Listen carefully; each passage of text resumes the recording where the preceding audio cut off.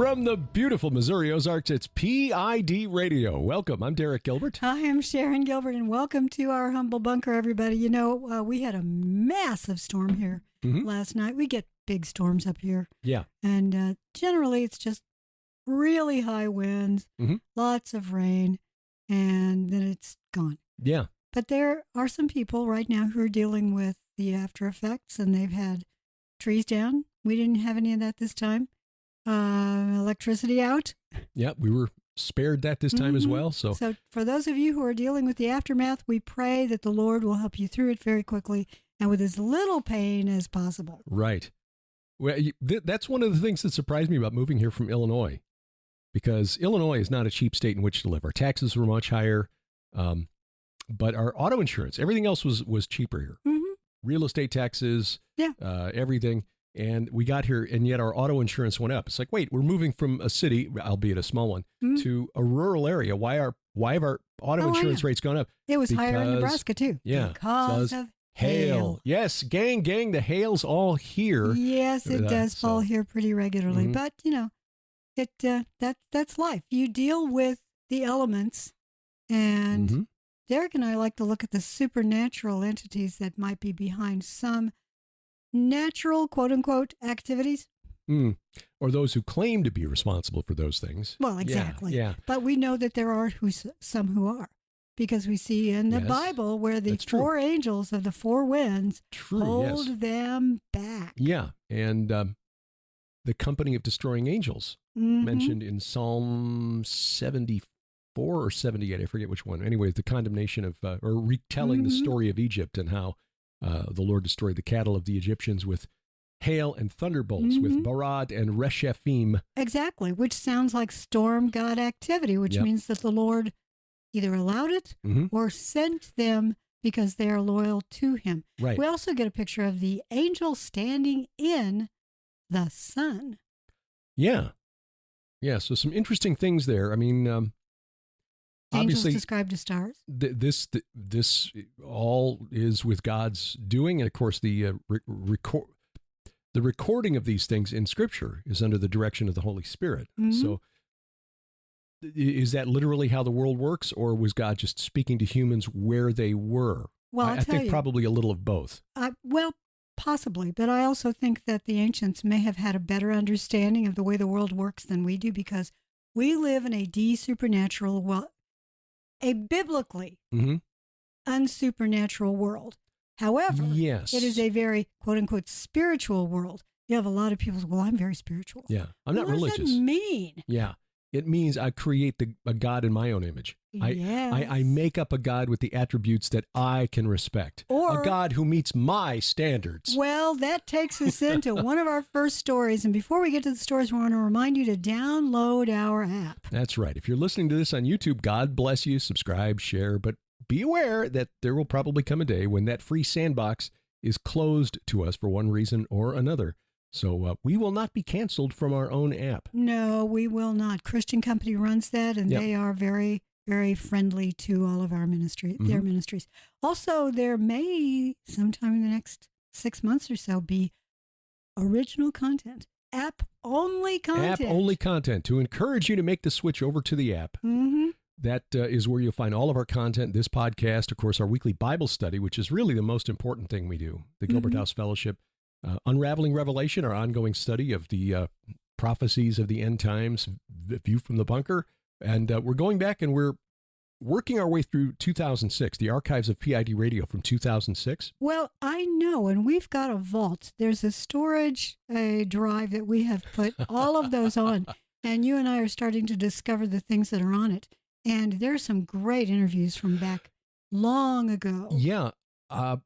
I had not realized how much from 2006 was not on the PIDradio.com website, much less anywhere else. So just you may have to move that to a vault area of the app. Well, yeah, there needs to be a better way of accessing, because we've got so much content. I mean, if we put it all under one heading, okay, PID Radio Classic.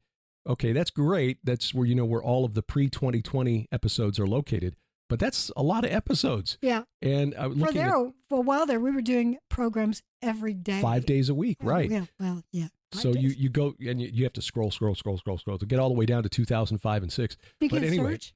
You can search. Yes, I'm trying to make sure that every time there's an interview in there, the guest's name is tagged, so you can search by the guest name. And as we put new episodes up, and I'll go back through Unraveling Revelation to try to do this with all of those episodes, tagging them with the relevant Bible verses, which I noticed, by the way, I hadn't realized this until yesterday.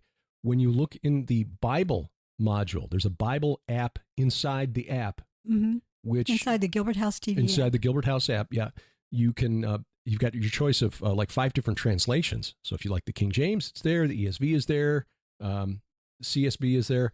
But it's also an audio Bible, so you can have it read to you. But when you're looking at a specific chapter, it will link to the programs that have been tagged with those verses. Whoa. So we're looking at Isaiah 14. Oh, and I see that they did this on Unraveling Revelation and Gilbert House Fellowship. And so you can tap those and hear what we've done on those programs. So I'm going back through and tagging. So this is all cross-linked inside the app. Thank you, Subsplash. Yeah. So, and God bless them, because what they charge for this, and this is why so many ministries, both churches and media ministries, use this app. It's really reasonable. If we were to host all of this media content on, say, Amazon's web servers. Oh, forget it. It would cost us, at least, based on what I had to price out for Skywatch TV, about 8 times more than what we pay to Subsplash.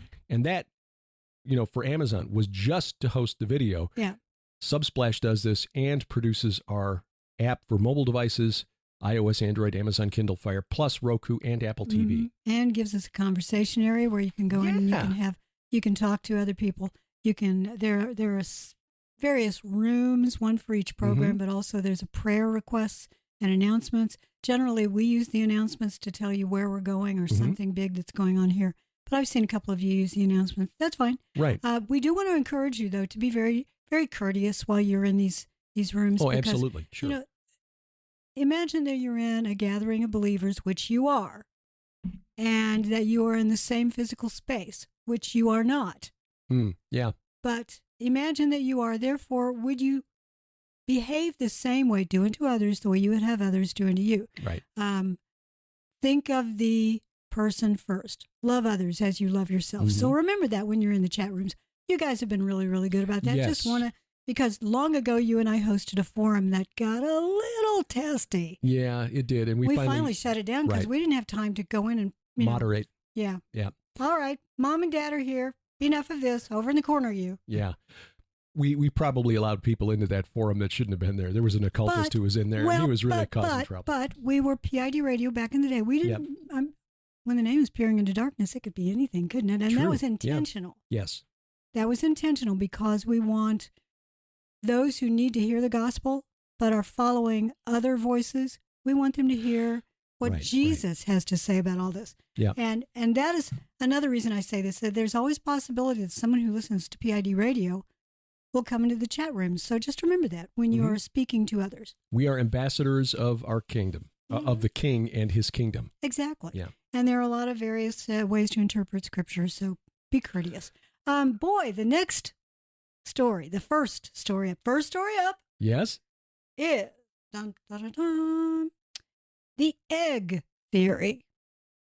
The egg theory. The egg theory. This is not differences of opinion on what should go into an egg salad. No, nor is it chicken and egg. Okay. Bizarre theorist, this is the headline. Bizarre theorist explains, conspiracy theorist, sorry. Conspiracy theorist. Yeah. Explains bizarre egg theory saying we are our own God. Now, of course, this is a TikTok. TikTok, which is a very toxic, TikToxic is what it ought to be called. Yes. Because seriously, there's a lot of really, really stupid stuff going on over there. And many young people are falling for these claims of ways to clean your face or cook something in your, or clean something. And it's caused people to go into the hospital. Let's just put it that way. So please be discerning. Sorry, my nose is dripping. This has to do with a short story published in 2009 by Andy Weir. Oh, okay. The guy who did The Martian. Yes. Yeah. Called The Egg. Maps out how the entire universe was created as an egg for the main character. who represented all of mankind, all of humanity. And so this egg theory is that if you live long enough, you live every human life, then you essentially become God of this egg world. Yeah, I know. It's a variation. Sorry if you keep hearing the rattling of my tissue, but the right side of my nose is dripping. It's just one of those things. Really? Well, we're in balance then, because my left side of my nose is dripping. Oh, well, to see, we share the same brain. There you go. This egg theory is a variation on the we live in a digital world theory. Okay. That we are the main characters and everyone else is here as just non-role-playing characters. I see. NPCs. NPCs. Non-playing characters. Non-playing characters. They're just here to make our world, flesh out our world. That is contrary to everything we're taught in Scripture, and that is that everyone here is unique. Everyone here was, is created as an imager of God. Right. And the whole reason for love your neighbor as you love yourself is because that neighbor is not a non-playing character. Exactly. Your neighbor is just as important as you are. If this really were a digital simulation and you were just in an MMORPG, a very realistic one, and everyone else was an NPC, then you could do unto them whatever you want. It would be Westworld, where all of the people you encounter are actually bots that you could just, do whatever to without any consequences. Yeah. That's the logical end of the egg theory. It's terrible. And the fact that there are some who are getting all involved in this, it's sort of a twist on the creepypasta idea that someone who watches the video and believes it suddenly is terrified or like The Ring, puffed up, like, hey, I can do anything I want. There are individuals who are often these TikTokers that believe that they can do whatever they want to. They somehow subscribe to a variation of the egg theory. In other words, they are more important than anyone else. Therefore, they can do whatever they want to. And because of that, you have to be so judicious and discretionary. And that means in many ways, but and discriminating and discerning. So many disses in there. But if your kids, and many of them will be going to TikTok, whether you know it or not, and in fact, there's probably a version of TikTok that's got a different name that everybody else is going to now because the adults don't know about it. Right. Boy, this guy, and this is a dangerous theory if you get caught up in it, and to a teenager who doesn't understand, or if they've not been given a solid biblical foundation. Or if he's simply trying to get a lot of views and go viral. Because many of these social media sites, if you can prove that you have millions of views or imprints. Or clout. You get money. Yeah, clout, yep. But I'm saying the influence of impressionable teens who, because what he said, and this is again based on a short story by the novelist Andy Weir, so this theory suggests that after enough time, after you have lived every human life ever, you will be born as a god. And so this guy who put this out on his TikTok channel said, so the whole universe is just an egg. Now it's time for you to move on to your next life. Oh, okay. So if I speed up the process, I can get on to my next life and I can continue moving through faster to get to the end until I win the game and become a god. This is just a bizarre twist on Mormonism. Yes, kind of. At least for men.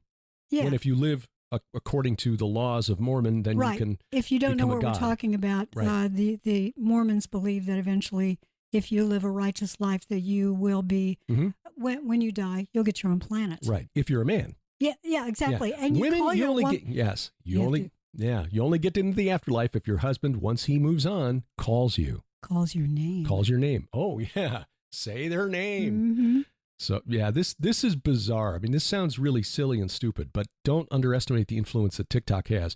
I don't think it's coincidental that Chinese kids don't have access to TikTok. Their version of TikTok, called Baude or something like that, is entirely different. Yes. It is propaganda by the Communist Party. It promotes patriotism and hard work and following rules, being good citizens.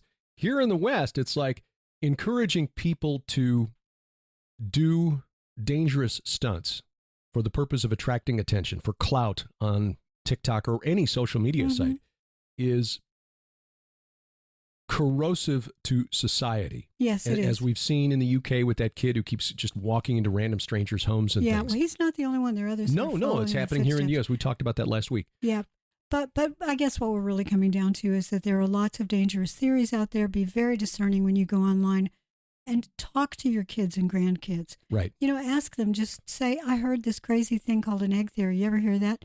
And if they say, nah, don't know anything about it, then just move let on. it. Yeah. And if they say, yeah, I saw that. How do you know about that?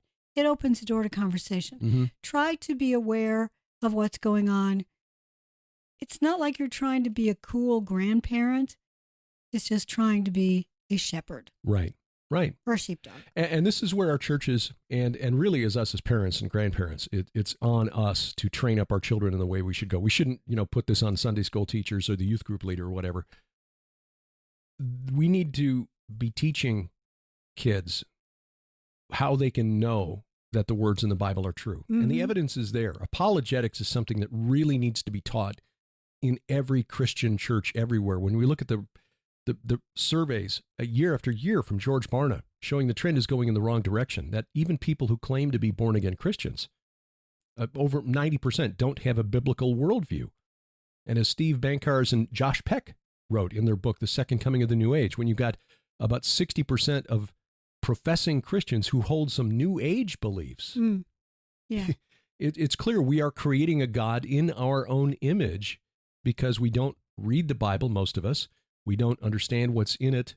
And so we absorb a lot of our theology from the culture around us. And for kids, that culture is TikTok and Instagram and other social media sites we don't even know anything about. That is so true. And that's why we started PID Radio in the first place, which was originally called MythArc. Somebody recently said, hey, I found an old MythArc radio back in the old days. Wow. I thought, oh, yeah, we did that one for about 3 weeks and then changed the name. I don't think we even have those files anymore. I don't think we've got number one. I know where they are. Oh, we'll have to find that and put that on the classic app. I know, right? There's just so much stuff that we look into that is trying to see what the enemy is teaching our kids and grandkids. Mm-hmm. Derek and I have a real heart for that. And we've felt for a long time that it's our job to try to be, well, it's often talked about as being a watchman on the wall, but I think of it as being the barking dog. Yeah.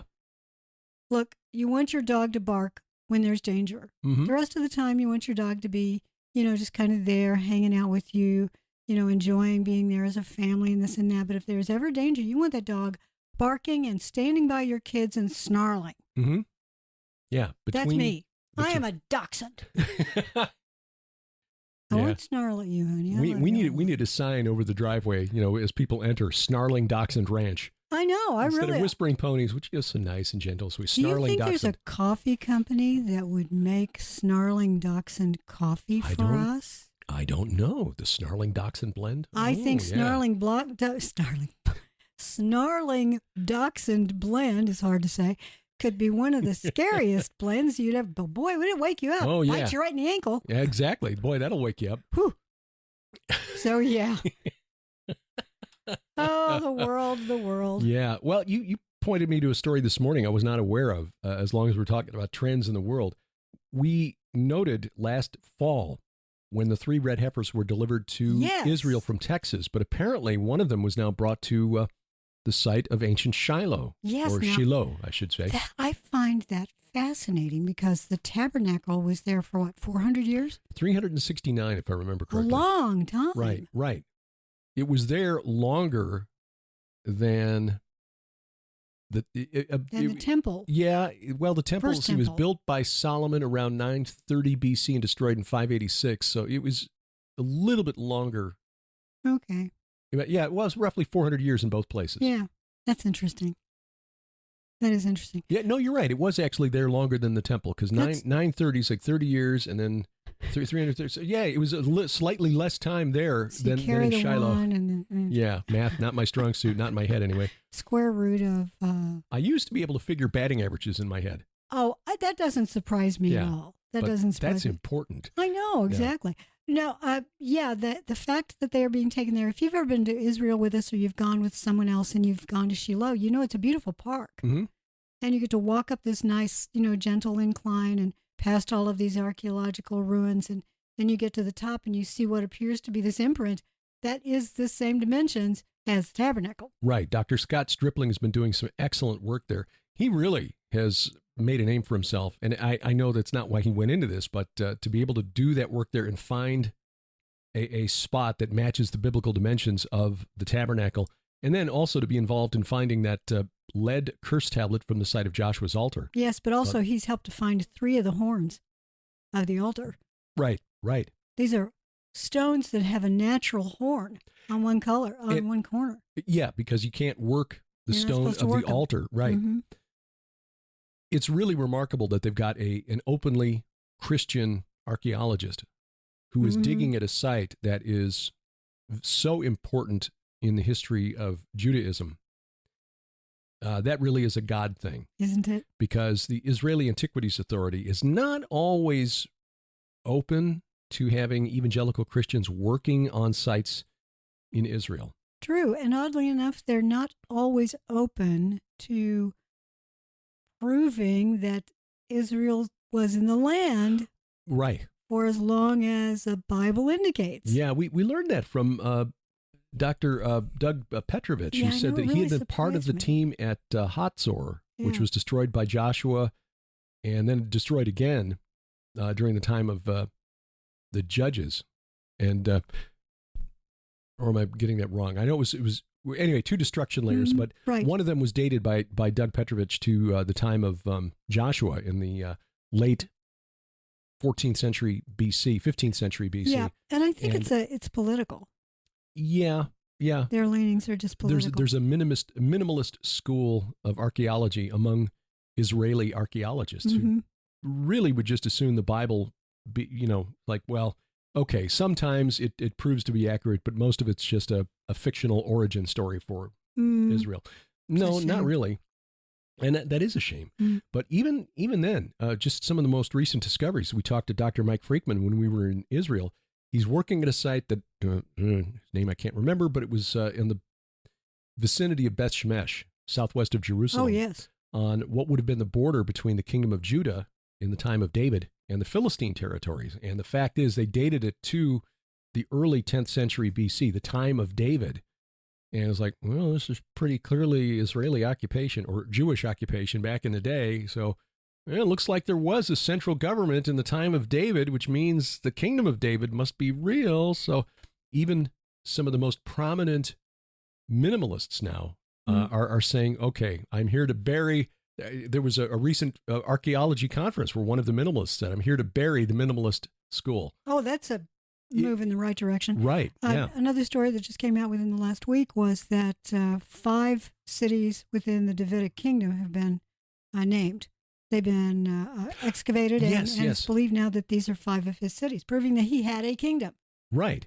And he didn't just rule a city. That's right. You found that story. That was reported at the Daily Mail. Yeah. Which, for all of the stuff on the right-hand column at the Daily Mail, it's a lot of which is a lot of things, But they really do find a lot of really good stories there, and they do better investigative journalism of the politicians here in the U.S. than any of the U.S. corporate media. Oh, they do. I'm trying to see if I can find that story because I know I flagged it because I want to talk about it because, archaeology is cool. Archaeology is cool. Yeah. Yes. Anyway, Dr. Freakman had said if we want next year, because we are planning another early expedition before our Israel tour, he would be happy to show us that site. Oh, wonderful. Yeah.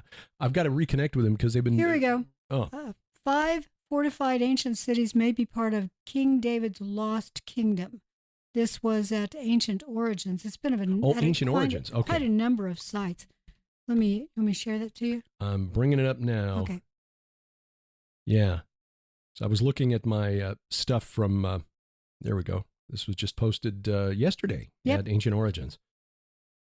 The academic paper was at the Jerusalem Journal of Archaeology. So Ancient Origins, great site. If you want to read, many times they will only allow you to read the entire article if you pay a small subscription fee. Derek and I pay it just so we can read them all. But some of the articles, you can read the whole thing. Yeah. not a Christian site, No. but a lot of this stuff here is the academic rigor is fairly good. You just have to be discerning. The city that I was trying to think of, Kirbet Qeiyafa. Qeiyafa. Oh, yeah. Kirbet Qeiyafa. And it is a site that, they've been working at for some time, and they had to determine whether it was Judahite or Canaanite or Philistine. And they've determined it did belong to the kingdom of Judah, which that far from Jerusalem suggests that there was a strong central government at the time. This is essentially a military site on the border. Absolutely. Take a look at the walls. They are substantial. Uh-huh. The fact that they look this good all these years later. 3,000 years later. Yeah. Yeah.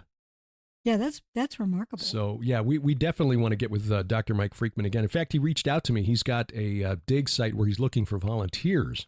Ooh, is this the wall that goes around this big circular area? In the overhead shot? Yeah. Yeah. Wow. Yeah, kind of a hilltop redoubt fortress.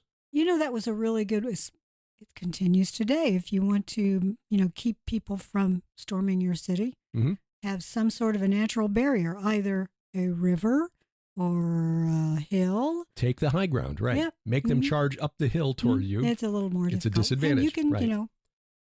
Have your arrows and pick them off. Mm-hmm. That's why you find so many hill forts in ancient England, Scotland, Wales.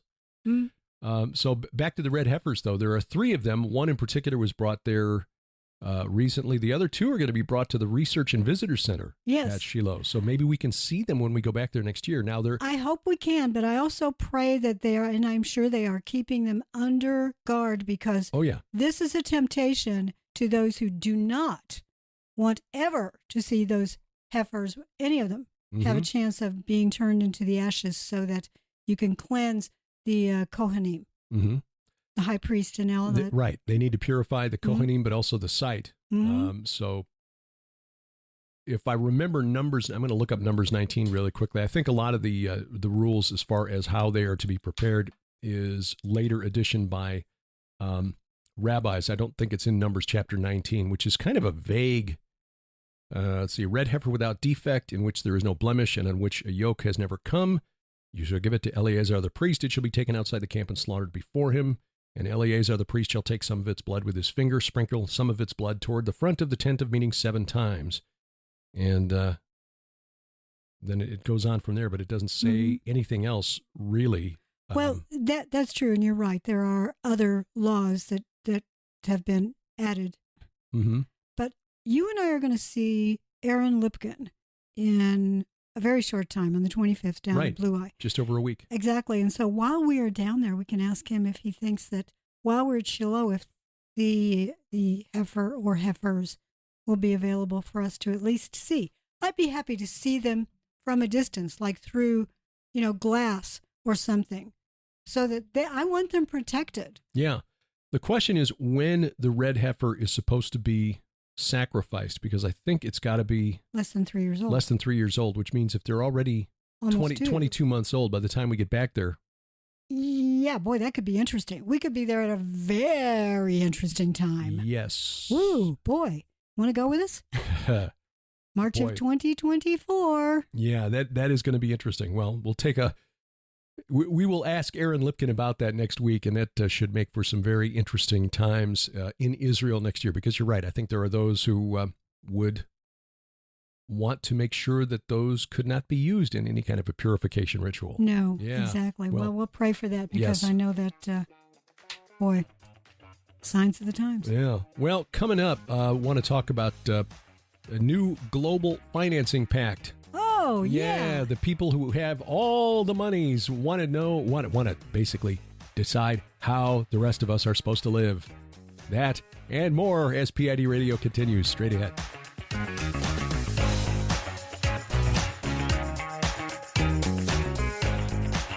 Space is not the final frontier, but there are those who want you to think it is. 75 years ago, something crashed in the desert near Roswell, New Mexico. An industry has grown up to sell the idea that the pilots were extraterrestrials. We want you to know the truth. For a limited time, we're making available a special offer featuring the groundbreaking book, The Day the Earth Stands Still. This book shows step by step how the occult teachings of Madame Blavatsky and Aleister Crowley grew into the ancient aliens hypothesis of the modern UFO movement. It's our Gilbert House Roswell special. For just $35, we'll send you The Day the Earth Stands Still, plus our DVD sets, The Best of Sci Friday Volumes 1 and 2. It's a $65 value for just $35. Take advantage of the Gilbert House Roswell special for a limited time only, and you'll only find it at our store, online at gilberthouse.org.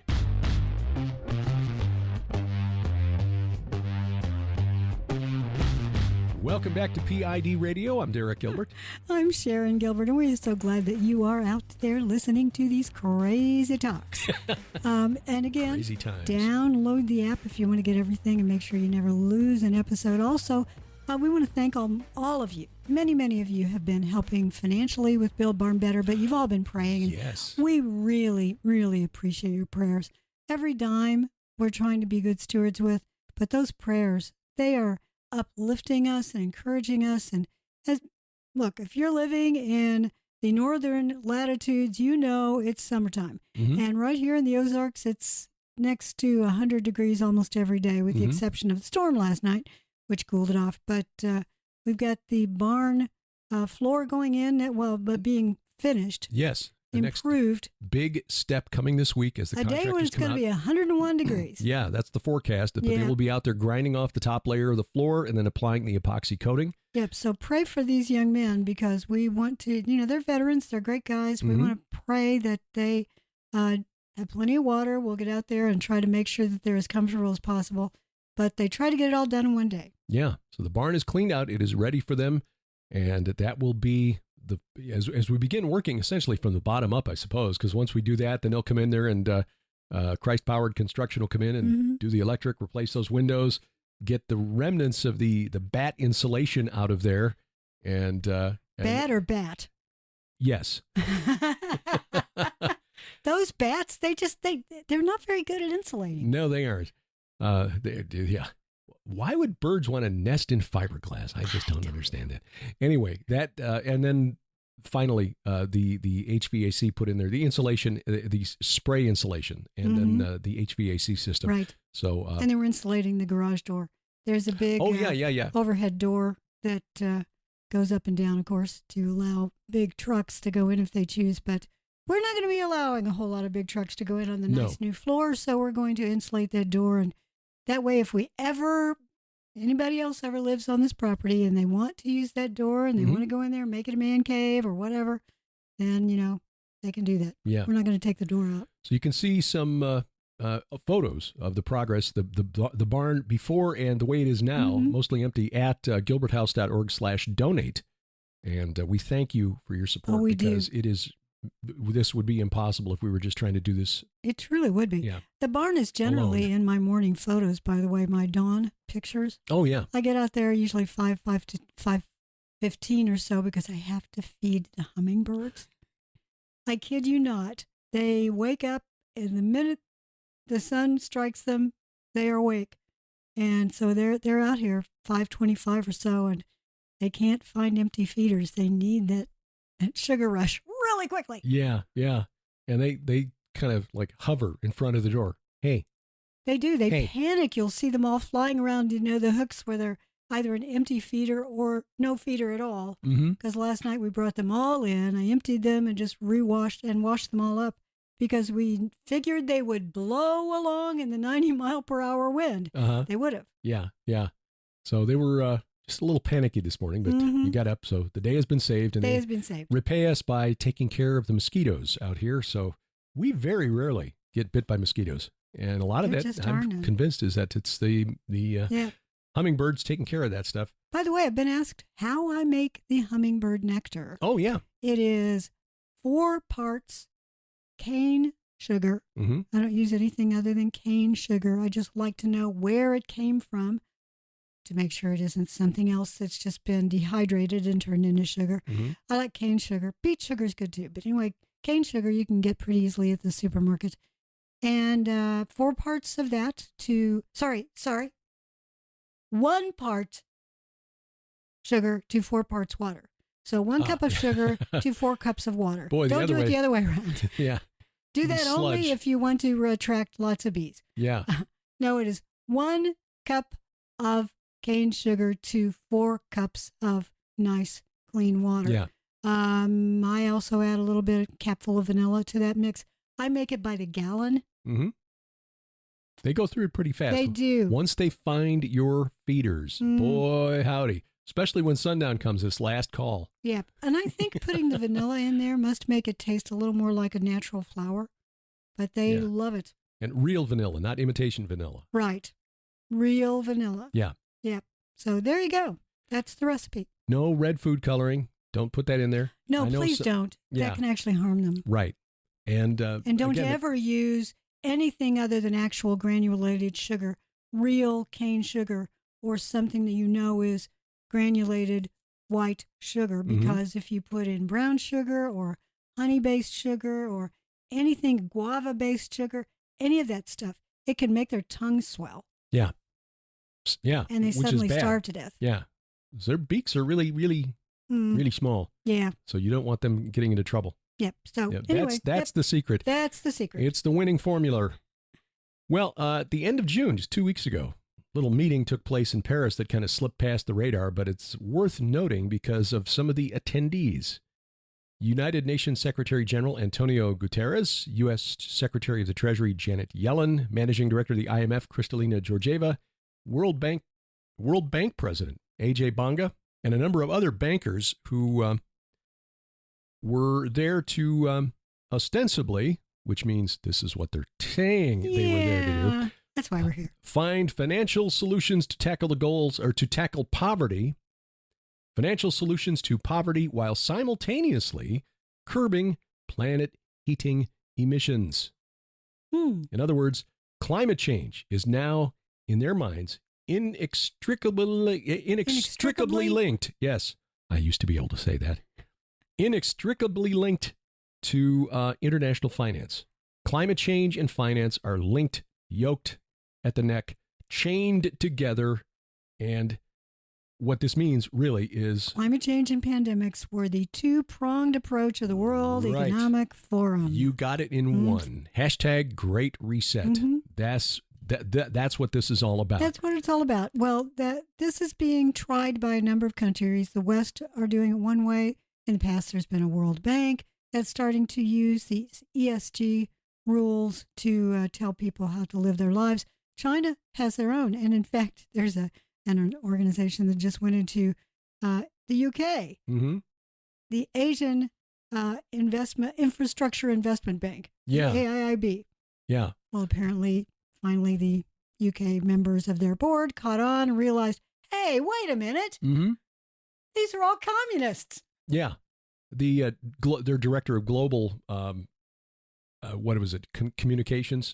Basically, their PR guy. Yes. Who was a Brit, said he realized suddenly the board of directors was all a bunch of communists, and I don't see how my nation's interests are served by my being part of this board. No. But former PM David Cameron. Yep. You'd think he'd have known better, but a lot of elite capture was going on in the West. The Chinese government are doing that all over the world. But yeah, we've got the World Economic Forum working through Yellen and many others who are forming these new government bodies to tell us how to live our lives. Right. In a sense, essentially, this meeting in Paris, which was called the Summit for a New Global Financing Pact, and Emmanuel Macron, who sees himself as a new Gallic, the new Gallic hero like Charles de Gaulle, said that we need a finance shock to jolt the world into a new, more equitable system of wealth redistribution. Macron is what it's really is about. No Charles de Gaulle. He is not. He was booed actually at a. It's like saying Rishi Sunak is football match Winston recently. Churchill. Yeah, no, I'm sorry. We don't have anyone of that stature today. Sadly, there are guys who have that kind of gravitas, but they're running China and Russia right now. But basically, this global gathering of Western financial elites is all about national wealth taxation and wealth redistribution. They want to impose on the rest of us, the International Monetary Fund and the World Bank, as the mediators of global funds, taxing the wealthy nations using the IMF's special drawing rights basket of currencies as a global currency umbrella. And then when we have a massive economic meltdown, they will impose central bank digital currencies on us all, so that we were all then forced to use, getting rid of cash and forcing us to use electronic currency instead. I'm looking up, trying to see the story that I gave to you the other day about the total world debt compared to GDP. Oh, it is an inverted pyramid. Oh, absolutely. Yeah, the global debt is way beyond gross domestic product. It's something like 369%. I don't have it in front of me. Right. Of the GDP. So a whole lot of, oh, here it is. Global debt, this was in, as of January 13th of this year. Global debt has hit a record $300 trillion, or 349%, sorry, not 69, 349% leverage on gross domestic product. That translates to a debt of $37,500 debt for each person in the world. Oh, okay. Can we just write him a check and be done with it? Yeah. The GDP per capita is only $12,000. Mm-hmm. So I make $12,000, but I owe $37,500. Yeah. Well, if you're in a government office, a minister or a bureaucrat of some sort, we'll just print more. Mm-hmm. And that's how we got where we are. Yeah, and if it's electronic, well, we'll just add another zero to that file and hit save. Mm-hmm. Boom, problem solved. No, that's not how it works. Problem is not solved, and sadly, if you are if you are depending upon a digital currency to save your future, mm-hmm. it won't happen. Mm-hmm. There will be the elites. It will be, as you say, an inverted pyramid. Well, it will be a pyramid. Yeah, not inverted. It will be a pyramid because those who are in control will be at the very top, and the rest of us, there won't even be a middle class. It'll be a pyramid with a big thing on top, and then a whole big blank area, and then the rest of us at the bottom. Yeah. Destruction of the middle class is a key aspect of the Great Reset. Uh-huh. Because we're a problem. Yeah. As long as we're reasonably comfortable and self-sufficient, we resent and resist government telling us what to do. But if we are dependent on government handouts, like, the guinea pig who has to go to the little water bottle there and keep, can't go too far away from my water bottle because the water bottle is what keeps me alive. Mm-hmm. That's kind of where they would, the situation in which they would have us. And if we're dependent on our CBDC for all of our financial assets, our liquid assets, being able to go and buy groceries, mm-hmm. where all of our transactions run through a central bank that knows what we're buying and where we're buying it, and has the power to, just with a few keystrokes, stop us from buying and selling. Or debank you. Or debanking us all entirely. You're right. That's a big thing going on in, mm-hmm. in England right now, as the former MP and the guy who really pushed Brexit through, mm-hmm. got the public rally behind the Brexit cause, Nigel Farage. He's found that like 10 banks out there, his existing bank just canceled him without any reason. And now 9 other banks have said, no, we don't want your business. Like, really? Mm-hmm. And now, as the story has become a bigger deal over the last couple of weeks, we watch Nigel's show on GB News. Mm-hmm. Love that channel, actually. Oh, I do. I love his show, too. Everybody on there is so good. We would love to just go and hang out with Nigel Farage and Jacob Rees-Mogg. Mm-hmm. Love his program as well. He's just such a dry humor and very, very witty. But all of the presenters. Yeah, on that you can channel. get the app. Yeah. So if you have a Roku TV or a Kindle Fire, I'm not a Kindle Fire, but an Amazon Fire Stick or whatever, mm-hmm. I'm pretty sure you can get the app on that too. But you can also get it on your mobile device. Right. So they take a kind of a contrarian view to what the established media in the UK presents. They don't toe the line of BBC, ITV, Sky News. Mm-hmm. And in fact, it was a huge shock to the corporate media in the UK when Farage was named the news presenter of the year. Mm-hmm. And he was booed at the Trick Awards. Voted by the people. This wasn't the insiders. It was the people, the audience that voted. Yeah. So the banking establishment wanted to punish Farage, apparently, for pushing through Brexit. Yeah. and really getting the public support rallied behind that idea, and which for is having a voice. And for having a voice. But I think they overplayed their hand. Yeah. Sort of like the media elites here in the U.S. wanting to cancel Tucker Carlson or Glenn Beck. If you want to go back a little farther than that, Beck has built his own successful media company. Tucker Carlson now reportedly doing the same thing.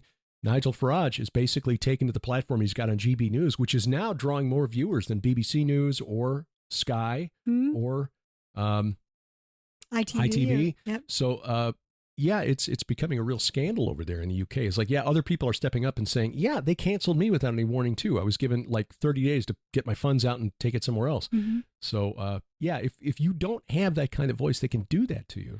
You know what I love about watching GB News and just watching British or European news in general is that if all you watch are American sources, U.S. sources, you're going to get a very, very slanted viewpoint because they're trying to convince us that the play is going this way, the movie is running this way. Right, right.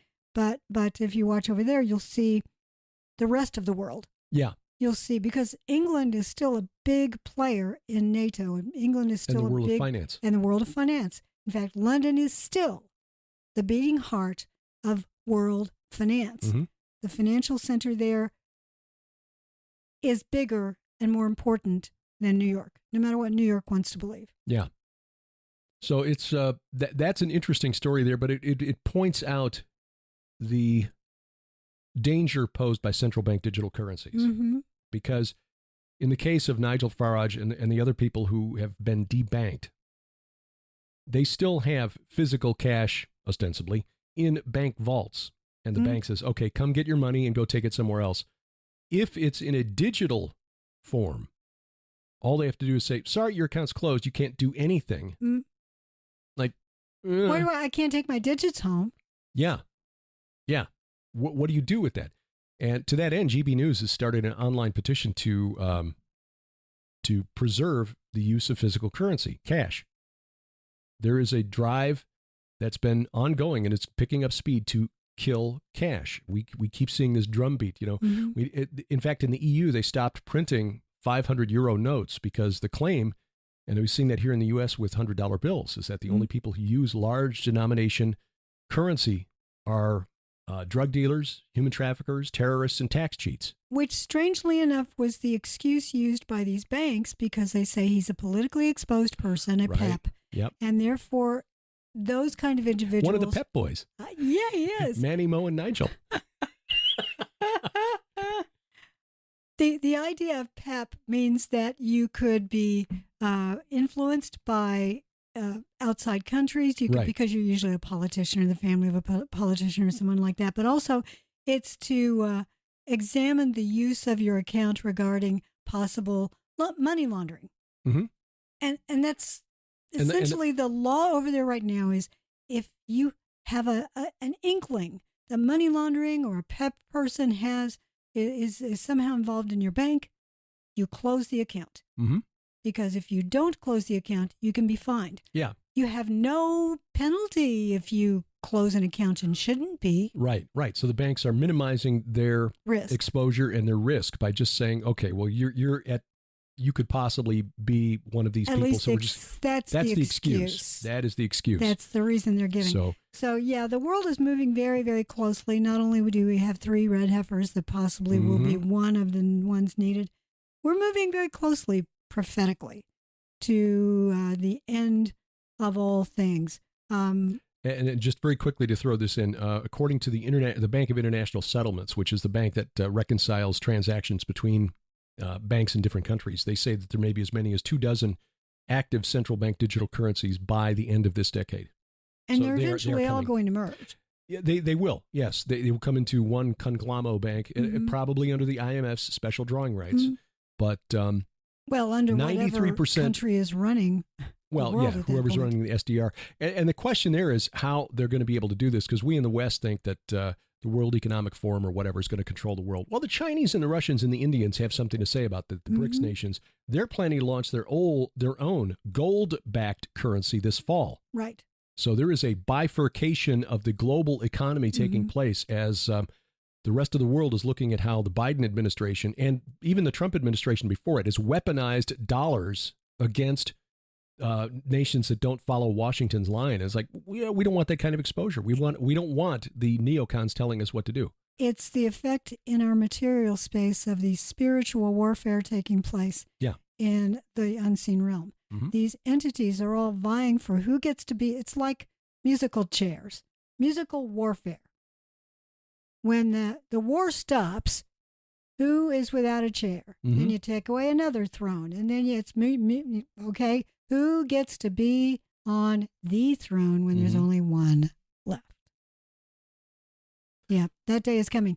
But yes, prophetically speaking, I've been watching what's going on in the sun. Oh. Yeah, I mentioned the angel in the sun earlier. Don't know how that relates. Was it Jerry and the Pacemakers? I Follow the Sun? Don't let the sun catch you crying. Yeah, that was another one. There's another song I'm thinking of. I'll Follow the Sun. That's Beatles. I'll Follow the Sun by, yes, you're right. The Beatles. Yeah. Jerry and the Pacemakers, Don't Let the Sun Catch You Crying. Right, okay. I grew up in the 60s. I defer. Defer! Well, anyway, so, yes.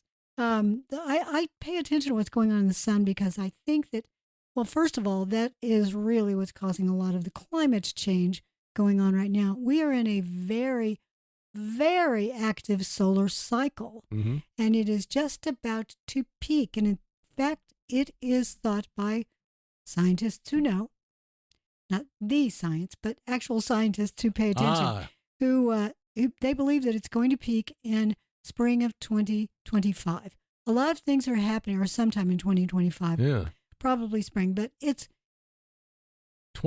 extremely warm right now, isn't it? Yeah. It's been getting warmer and warmer. The sun works in 22-year cycles, that it goes up for 11 years and then goes down for 11 years. And so it goes from solar minimum to solar maximum. It's just about to reach solar maximum. Mm-hmm. So you're saying the sun has more impact on global warming than our Honda? Oh, even more than the cattle next door. Oh, wow. Yeah, I know. That's not according to the science trademark. I know, the science doesn't say that. You have to be watched. I didn't know. Yeah, but signs in the sun and the moon. That's biblical. Watching for signs in the sun and the moon. So the fact that lots of solar radiation, gamma rays, there are all sorts of, I had to ask you for the word earlier because the noun is just escaping me again. The solar storms caused by these flares. Solar flares, thank you very much. Belches. Pens. Yeah. The sun is belching. Solar Stop burps. feeding it. Yeah. Do you think Oumuamua is to blame for this stuff?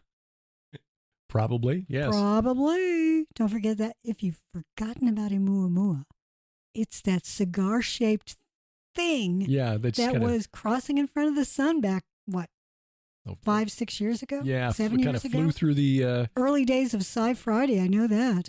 Yeah, it was an interstellar object detected by the by observers. The first interstellar object known, or at least detected, to pass through the solar system. The system was spotted back in 2017. Yeah. There was a solar storm back in 2000 called the Bastille Day event. So July 14th of 2000. July 14th. What was that 15th. solar storm back in the 1860s? The Carrington event. The Carrington event, yeah. Yes. That would have, if the Carrington event hit today, whatever part of Earth was in its path would lose infrastructure, would lose internet, would lose electricity, would lose the ability to bank. Yeah. Central bank digital currency. If all the electronics get fried, it's like, oh, there we go. Great. Again, Great reset. 2025. Yeah. Look for it. We've got just a little bit of time, and I want to tell you that if you're concerned, what do? Do these things. To the extent that you can, pay off your debts. To the extent that you can, have tangible assets. Right. Food, water, clothing, printed books, Bibles. Mm-hmm. To the extent that you can, try to prepare your home to live without cash, without access to a bank if you have to. That's why getting out of debt so they can't come and say your home is forfeit. That's out of the reach of most of us. I understand that. Yeah. I do understand that. Oh, yeah. But the truth is, and Derek and I are both pre-trib, and we can have that discussion another time, but you can watch early episodes of Unraveling Revelation where we talk about the writers of chapter 6 in the book of Revelation. But we are indeed pre-trib believers, but we understand Jesus Christ is actually in control of these things. Yes. And he's not going to come and ask us, is it okay if I come back now? Okay. Do you think it's okay? Because I know your chart says this. I don't want to mess up your chart. Yeah. Don't want to offend anyone. No. Want to be, trust me, inclusive. He gets to choose. And so however he chooses to do this, if Derek and I are here and things really go bad with banking and they go bad here in the United States, which it may. Yeah. It may be before the tribulation period hits. I don't know. But the day is coming if you claim Christ as your Savior, that those at the top of the pyramid won't like you very much. Yeah. Even though we're pre-trib believers, we do not expect things to be easy. We don't expect that we're going to get out of here before things get rough. And so being prepared just makes sense. Long-term food, not necessarily, the freeze-dried food buckets, although we got a couple of those. If you can afford those, get them. Yeah. But, things that have long shelf storage, like rice or beans or whatever, things that you can, in fact, was talking to a friend in Michigan last night, says he's probably got about 5 years worth of food. And most of it is stuff that is canned or just long-term shelf storage. And they recycle things out, right? They can use things off the front of the shelf as they replenish on the back of the shelf. Canned things are a really good idea because you don't have to cook them with water. You don't have to have a heat source. And you don't have to have water. Right. And many times there's liquid in them. So that if you have to, you can drink that liquid. But yeah, another thing is get a charcoal grill. Yeah, and stock up on some charcoal. So you can have a heating source if need be. Although you don't want to do that indoors, but I mean, a heat source to cook your food. Yeah. You can always just set up a campfire. But, have ways to filter water. Yeah. And that's good to have anyway. A lot of these things are really good to have anyway. Have ways to charge your phone if you want to keep it charged. Right. Solar. Assuming that there's anything on your phone that you'll be able to access later if the infrastructure goes down. Solar radios, solar lights are really good. Last night when it was storming, Derek and we both got out our solar lamps, and I put one by my side of the bed, and I think you had one over on your side, so that if we woke up in the middle of the night and realized, the ceiling fan's off. Yeah. Okay. Power's out. Yep. Now let's go see what's going on. Yeah. It also helps. I can, look out in the front yard, make sure, okay, that noise. All right. That's just fat Eddie the raccoon. And it sounds overwhelming if you're starting from scratch. We've done programs on this in the past. There are others who are much more informative when it comes to prepping than we are. So we encourage you to check those out. But the bottom line is you don't have to do it all at once. I mean, it sounds overwhelming.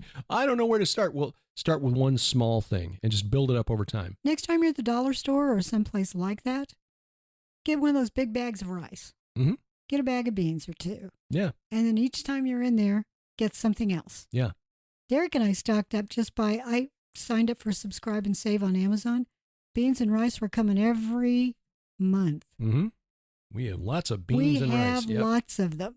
Yep. Bisquick.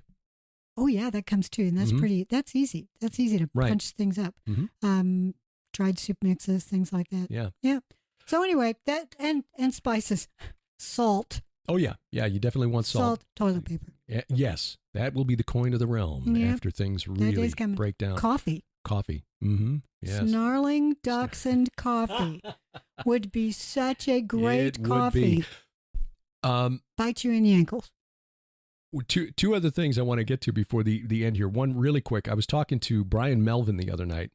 I was a guest on his program, The Christian Marauder, which is available from the Daily Renegade. And I'll be talking to Josh Peck and Zach Drew about their new partnership.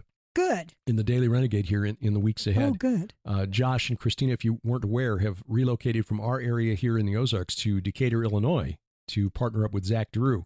And that's going to be really, really amazing because Zach, Josh, Christina individually are amazing people, but together it will be incredible. And Josh's venture, the Daily Renegade, which had he'd gotten really busy, and so it really hasn't developed as he would have liked, I think.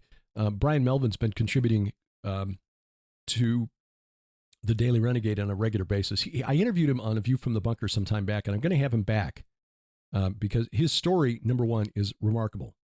He died, basically, but he didn't go to the good place. He saw the other place. And there are people who hear his story and be skeptical, but the evidence is in the fruit of his life since then, where he now proudly, boldly proclaims the gospel of Jesus Christ and warns people. He's like the man in the vision of, the rich man and Lazarus. Let me come back and warn my brothers. And that's kind of what he's doing. He's come back and he is warning everybody, hey, you don't want to go into eternity on the wrong side of history, accept Jesus Christ. And anyway, he was telling me he's been doing research into the theosophical teachings of Helena Blavatsky and Alice Bailey. And Alice Bailey, I didn't know this, but Alice Bailey, who took and developed Blavatsky's teachings, believed that the second coming of the cosmic Christ, Maitreya, would appear in or shortly after 2025. Oh, no, I wasn't aware of that. I know that she'd been looking for Maitreya. Yeah.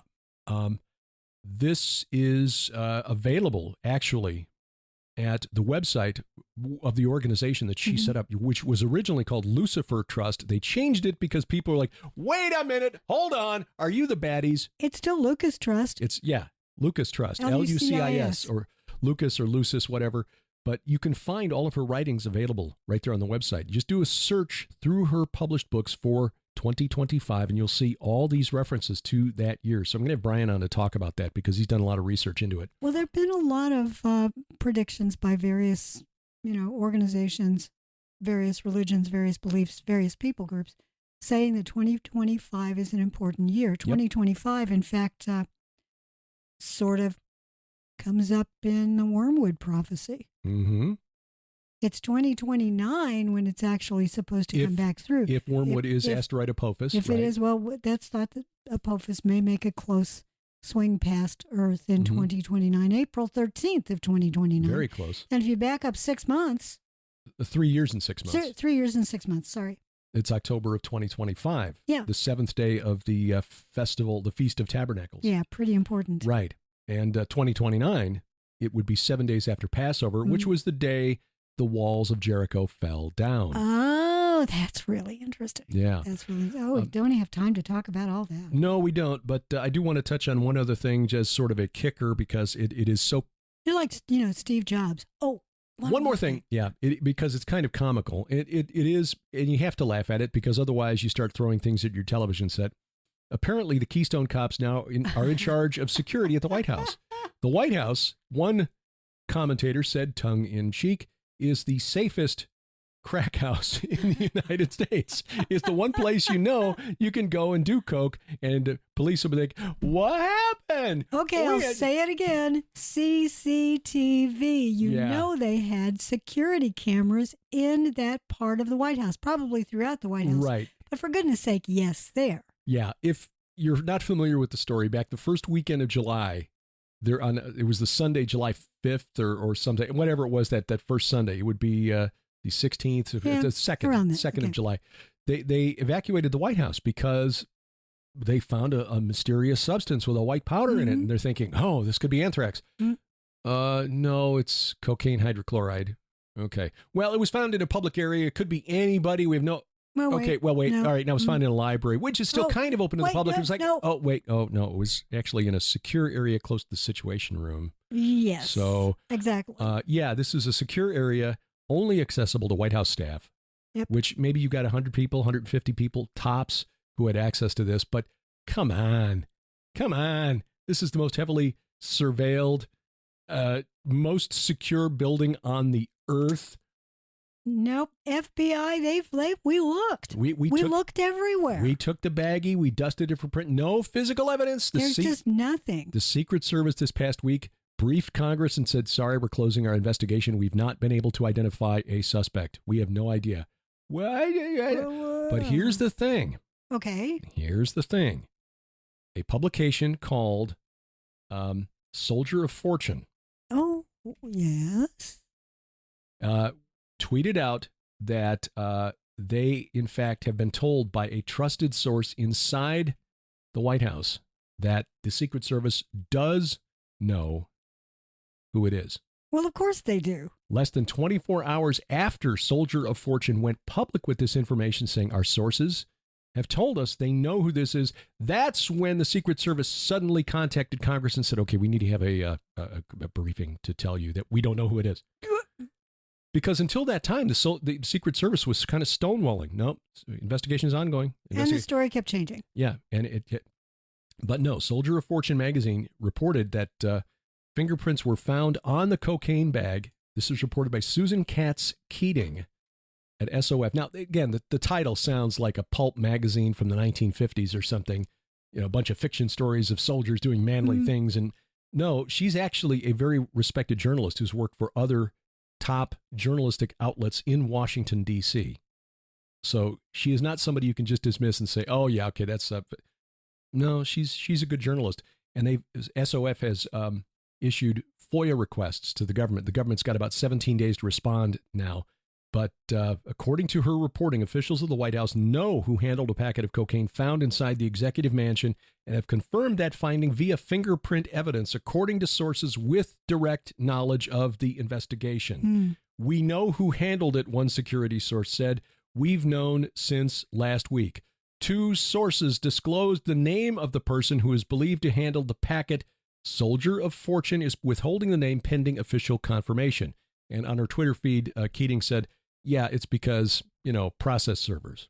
We don't want to get sued. But if somebody comes forward and will confirm it publicly, but it's not Hunter Biden.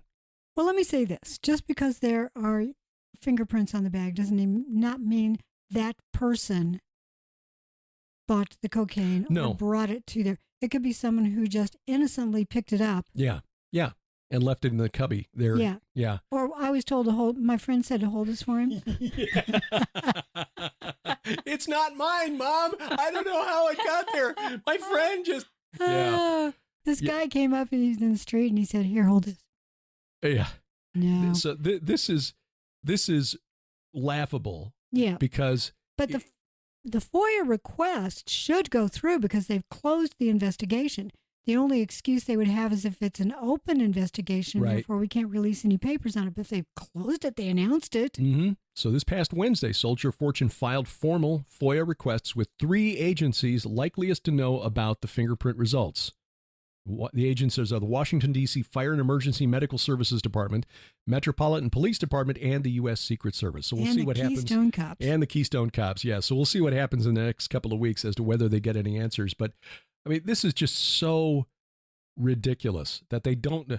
We don't know. How could this be? Like, really? Come on. I mean, look, that's the answer to a lot of things in this world. We said it didn't happen, so go away. Who are you going to believe? Us or your lying eyes? Well, anyway. And this kind of leads to just the growing drumbeat of stories. There's a report out this week that top Democrats are now saying privately they know that Biden is not going to run for a second term. Well, here's the thing. It doesn't really matter if he does. It doesn't really matter if he does and wins. It doesn't matter because the Lord raises up leaders and he tears them down. Yep. We are called to do our jobs. We are not going to save the lost at the ballot box. No. We still do it. I still vote. You still absolutely. vote. Yes, we still absolutely. do that. And you do so as an informed voter. You do the best you can with that job. But that isn't our real job. Our primary job is to lift up Jesus, crucified, risen, coming again. Amen. Amen. And that is the takeaway here. The nations rage and imagine a vain thing, but he who sits in the heavens laughs and holds them in derision. It is. So we pray that you're having a good day and that at the end of all this stuff, that you're not sitting there gritting your teeth, that you're smiling and you are thanking the Lord that you know him as Savior and that, that you know what your job is. That's it. And that you don't live in an egg world. That's it. Aren't we glad? Just remember, the one who created the universe, spoke everything into his existence, is sitting in the heavens and laughing at those people who foolishly believe they're winning. Yeah. No, he won. We've read the end of the book. Yes, and we're just waiting for justice to be carried out. Come quickly, indeed. Lord Jesus. So who is on VFTB tonight? Tonight it is Iron and Myth. Oh, yes. Number we all 19. Wait for that one. Who? Yes. Brian Godawa, Pastor Doug Van Dorn, Dr. Judd Burton. We talk about Christian horror. Oh, yeah. And don't forget, Iron and Myth Tour in Israel, March of 2025. Oh, yeah. Oh, yeah. We're looking forward to that. That's going to be interesting. 2025, big year. Yes. Oh, yeah. Details at gilbertsinisrael.com or gilberthouse.org/travel. Yep. But VFTB.net. Tomorrow night, that will be Iron and Myth. And tomorrow, don't forget to join us for the Gilbert House Fellowship Bible Study. We're back into Psalms. And until then, I'm Derek Gilbert. I'm Sharon Gilbert. Bye-bye, everybody. PID Radio is an outreach of Gilbert House Ministries, released under Creative Commons Attribution, Non-Commercial, No Derivatives 4.0 International License. Follow us online, PIDradio.com, Twitter @PIDradio, or by downloading our free app, PIDradio.com/app or gilberthouse.org/app. Join us each week for our Bible study, the Gilbert House Fellowship.